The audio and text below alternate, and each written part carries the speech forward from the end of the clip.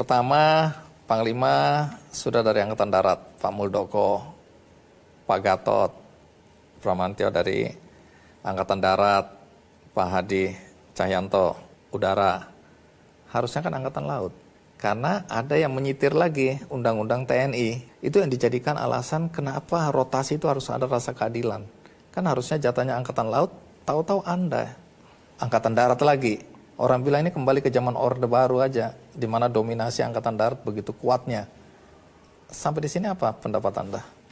Yang pertama kan yang memilih kan bukan kami sendiri, Mas. Yang memilih adalah Presiden, dan saya yakin Presiden pun patuh undang-undang, karena memang dalam Undang-Undang 34 tahun 2004 itu tidak spesifik dinyatakan bergiliran matra darat, laut, udara gitu kan, tidak, nggak ada.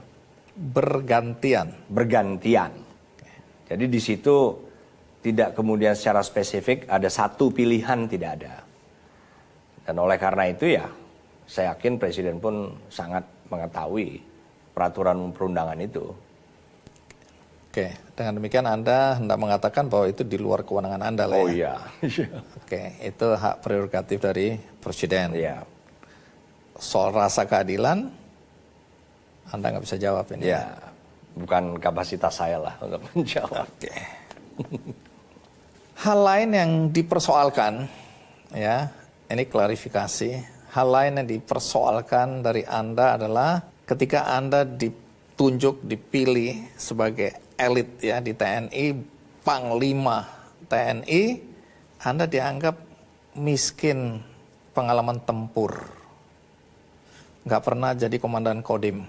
Ini syarat yang dinilai lemah untuk menunjuk Anda sebagai Panglima. Satu, kalau soal syarat-syarat itu kan tidak ada. Misalnya dinyatakan secara spesifik, ya, calon Panglima TNI itu harus syaratnya pernah menjabat, kan nggak ada, Mas. Itu satu. Sehingga Presiden kan juga memiliki kewenangan untuk memilih sesuai dengan pertimbangan beliau. Nah, kalau soal apakah lengkap atau tidak, itu kan masing-masing orang juga berbeda. Kalau darat ya ada jabatan-jabatan yang Angkatan Laut dan Udara nggak punya. Begitu juga sebaliknya, Angkatan Laut punya jabatan-jabatan, maksudnya pola karir ya, dari bawah sampai ke atas yang di darat nggak ada, di udara nggak ada, dan seterusnya. Jadi memang itu adalah sesuatu yang menurut saya subjektif, tinggal Presiden sebagai Panglima tertinggi yang kemudian menurut saya punya kriteria untuk menentukan siapa. Jadi tidak ada perasaan Anda merasa bersalah? Enggak lah, kalau misalnya tempur waktu itu kita juga masih kebagian. Waktu masih di Timur-Timur dulu masih kebagian. Kemudian di Aceh juga masih kebagian. Ini yang dulu ya, bukan yang sekarang.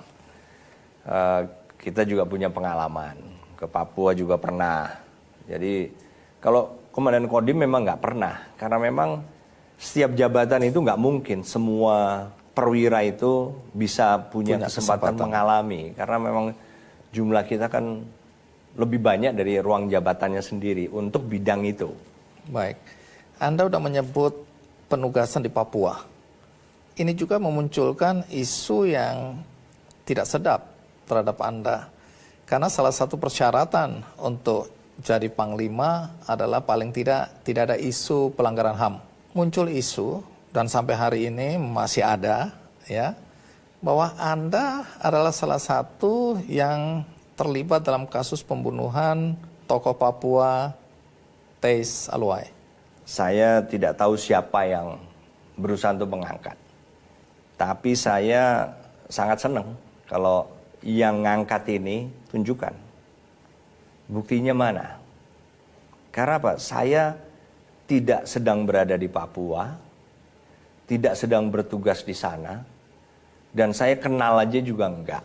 Waktu itu sidang sudah dilaksanakan, para pelaku berdasarkan sidang peradilan militer saat itu juga sudah mendapatkan hukumannya. Ya mereka mayoritas mungkin masih hidup sekarang. Ayo kejar aja. Kejar, mereka masih hidup loh. Semuanya, saya nggak tahu semua atau enggak, tapi mayoritas masih ada. Kejar aja sekarang, siapapun boleh lah. tanya yang sebenar-benarnya, terlepas dari hukuman yang sudah mereka lalui waktu itu. Apa peran saya di situ? Monggo. Tapi kan karena bagi saya tidak ada hubungannya dengan itu sama sekali. Kemudian nggak ada gunanya juga saya bersih tegang di ruang publik. Tapi Mas Andi sekarang nanya kan, ya inilah. Baik, kalau gitu coba jelaskan ketika Pak Teis meninggal atau dibunuh, Anda di mana, posisi Anda apa? Kalau nggak salah saya di Jakarta. Saya ada di Jakarta waktu itu, apakah saya lupa tahunnya Mas ya. Apakah saya masih di Kopassus atau sudah pindah. Tapi jelas saya tidak pernah sama sekali berhubungan dan juga sedang tidak bertugas menangani masalah teis. Apalagi bertugas di Papua saat itu juga tidak. Nah, yang juga menarik ya, kebijakan Anda yang menjadi bahan pembicaraan ketika Anda mengunggah rapat-rapat internal di tempat Anda sehingga publik melihat, ya, mengetahui, dan menurut sebagian orang banyak hal yang relatif sensitif di situ yang terbuka untuk masyarakat. Ini hal yang tidak biasa, tidak lumrah. Jadi tujuan Anda apa ini? Ya sebetulnya satu, saya ingin keterbukaan. Jadi bukan berarti kita ini kemudian semuanya serba rahasia, tidak juga. Banyak kok hal-hal yang sifatnya tidak rahasia. Dan juga kita juga perlu memberitahu, punya tanggung jawab lah bagi saya. Kepada publik apa yang kita lakukan ini apa aja. Jadi apakah ada perubahan-perubahan kebijakan atau apapun sehingga publik juga tahu. Jadi semata-mata hanya karena itu. Kami ingin publik tahu dan saya ingin juga bahwa dalam pembicaraan-pembicaraan terus setiap kegiatan kita ini juga dasarnya apa, kegiatannya apa, itu biar mereka tahu persis. Karena apa, nanti sering-sering ada saja misalnya ini proses hukum, ada aja yang mungkin melihat, oh ini kok nggak berjalan proses hukum, padahal kita terus gitu loh. Pimpinan melindungi anak buah. Nah seperti itu kan juga banyak.